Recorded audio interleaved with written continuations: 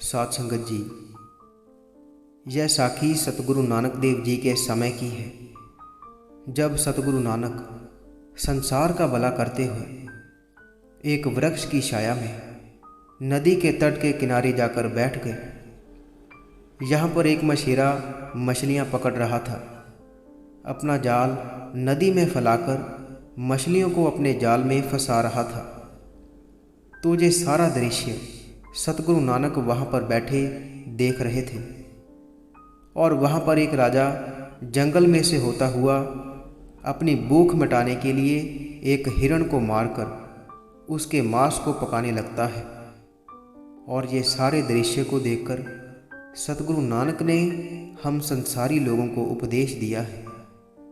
आइए बड़े ही प्यार से आज का ये प्रसंग श्रवण करते हैं। साध संगत जी, जब सतगुरु नानक संसार का भला करते हुए एक वृक्ष की छाया में एक नदी के तट पर जाकर बैठ गए। यहाँ पर एक मछेरा मछलियाँ पकड़ रहा था और सतगुरु उसे देख रहे थे।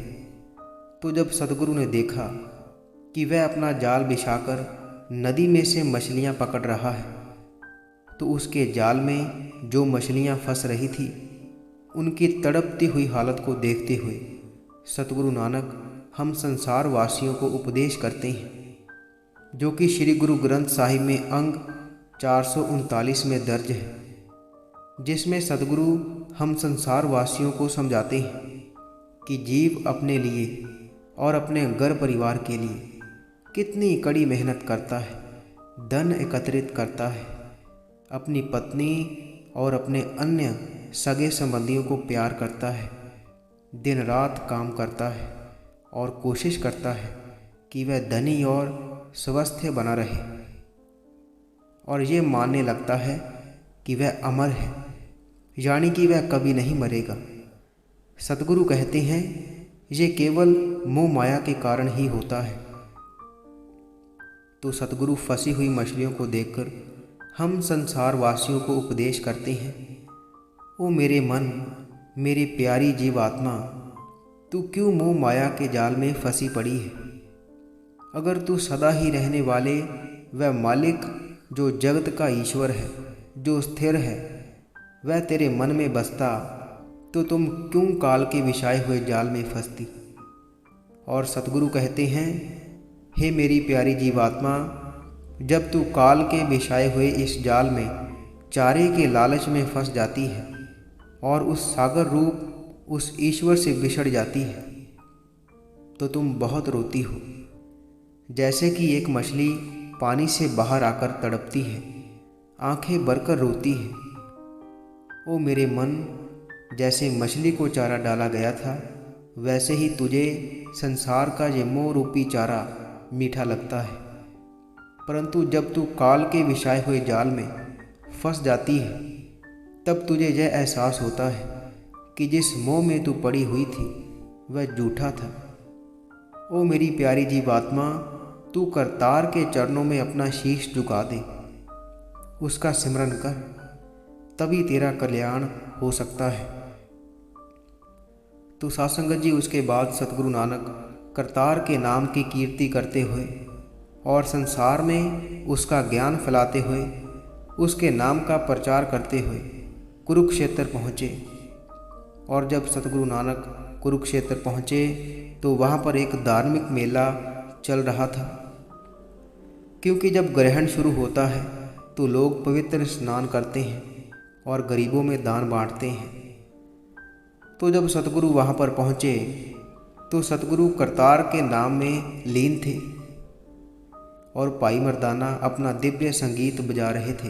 तो वहाँ से हांसी प्रदेश के राजा अपने कुछ सैनिकों के साथ जा रहे थे और उनके साथ उनकी माँ भी थी, क्योंकि राजा के दुश्मनों ने राजा का राजपाट लूट लिया था और वह जंगल में भूखे प्यासे चल रहे थे। तो अपनी भूख मिटाने के लिए राजा ने एक हिरण का शिकार किया, लेकिन राजा ये नहीं जानता था कि आज सूर्य ग्रहण है। तो वहीं पर राजा ने सतगुरु नानक और पाई मर्दाना को देखा, और जैसे ही राजा सतगुरु की तरफ आगे बढ़ा तो सतगुरु के चेहरे का नूर देखकर सतगुरु के चरणों पर प्रणाम किया और उसके बाद राजमाता भी अपनी पालकी से उतरी और उसने भी सतगुरु को प्रणाम किया। तो अपनी भूख मिटाने के लिए राजा ने मारे हुए हिरण को पकाना शुरू किया और वह सतगुरु के आगे अरदास करने लगा कि हे गुरुजी, आप भी हमारे साथ भोजन कीजिए। तो सतगुरु नानक ने उससे पूछा कि तुम कौन हो? तो उसने कहा कि सतगुरु, मैं हांसी प्रदेश का राजा हूँ। मेरे दुश्मनों ने मेरे से मेरा राज्य छीन लिया है। आप मेरे ऊपर ऐसी कृपा करें कि मैं अपना राज्य वापस ले सकूं। तो यह सुनकर सतगुरु नानक ने वचन किए कि राजपाट तब तक दुख का कारण होता है जब तक राजा उसे यह सोचकर चलाए कि वह उसके सुख और भोग विलास के लिए है। लेकिन जब राजा राज्य को चलाने के लिए अपने उस राज्य के लोगों की सेवा करेगा, उनकी मदद करेगा और ईश्वर को साक्षी मानकर सभी कार्य करेगा, तो उसे किसी तरह का दुख नहीं होगा और ना ही उससे कोई उसका राज्य छीनेगा।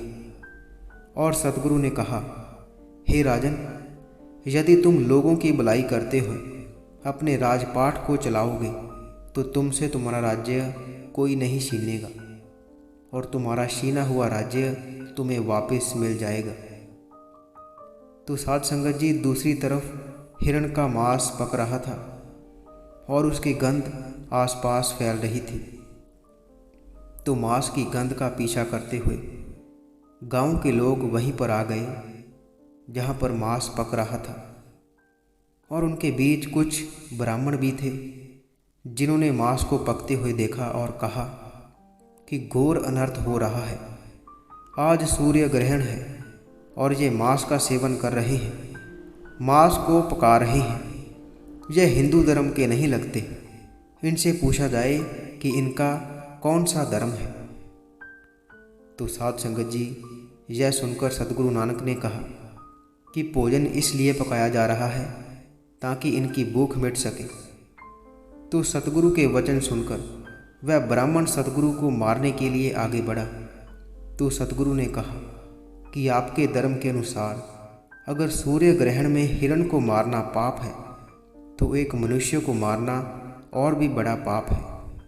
अगर आप चाहो तो इस पर विचार विमर्श कर सकते हैं। तो यह सुनकर वह ब्राह्मण कहने लगे कि हम अभी अपने गांव के महान आचार्य को लेकर आते हैं और आप उन्हीं से विचार विमर्श करें।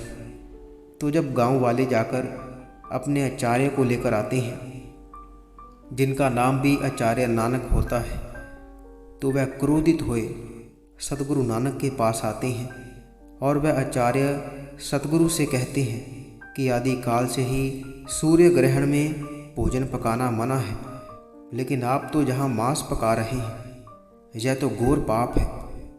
तो साध संगत जी, उस आचार्य को जवाब देते हुए सतगुरु नानक ने जिन शब्दों का प्रयोग किया, वह शब्द श्री गुरु ग्रंथ साहिब में अंक 1289 और 1290 में दर्ज है और वह शब्द भाई बालाजी की साखी में भी, जो कि कुरुक्षेत्र की है, उसमें भी लिखा हुआ है, जिसका अभिप्राय है कि सबसे पहले पिता के शुक्राणुओं से जीव का आरंभ होता है, फिर माँ के मांस रूपी गर्भ में उसका प्रवेश होता है।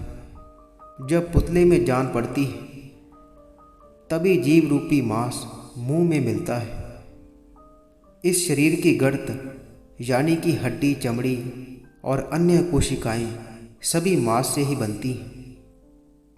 और जब जीव माँ के पेट से बाहर आ जाता है, तब भी वह स्तनों से आ रहे दूध का सेवन करता है, जिसमें मांस की ही मात्रा होती है।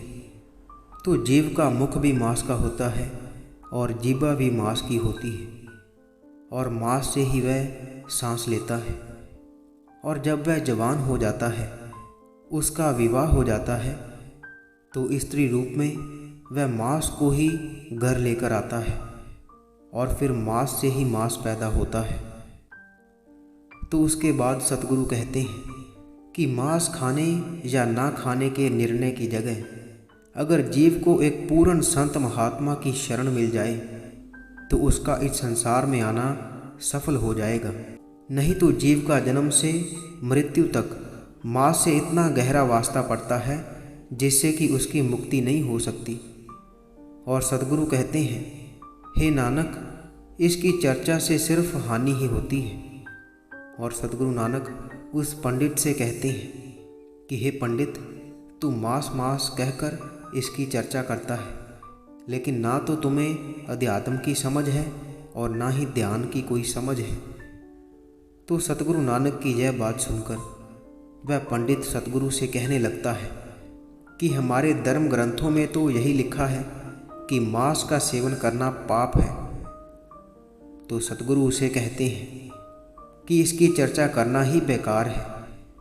अगर इसकी चर्चा के बजाय हमें यह समझ में आ जाए कि वह ईश्वर क्या है, ध्यान क्या है, तो हम इसकी चर्चा ही नहीं करेंगे और इसकी चर्चा करने वाले को मूर्ख कहेंगे। और फिर समाज में जो होता है वह तो इससे भी बड़ा पाप है। सतगुरु नानक उस समय की हालत को बयान कर रहे हैं जब छूत छात का भेदभाव इंसानों में होता था।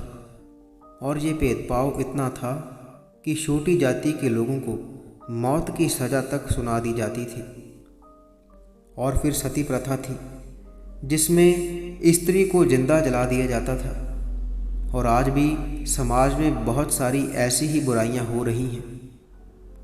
और सतगुरु नानक कहते हैं कि जो लोग मांस आदि ना खाकर और दूसरी तरह की बुराइयों को अंजाम देते हैं और मांस को देखकर नाक मुंह सिकोड़ने लगते हैं, तो वह केवल दिखावा करते हैं और पखंड का पात्र बनते हैं। और सतगुरु कहते हैं कि हे नानक, अंधे मनुष्य को समझाने का कोई लाभ नहीं है, क्योंकि अगर उन्हें समझाया जाए तो वह फिर भी नहीं समझेगा।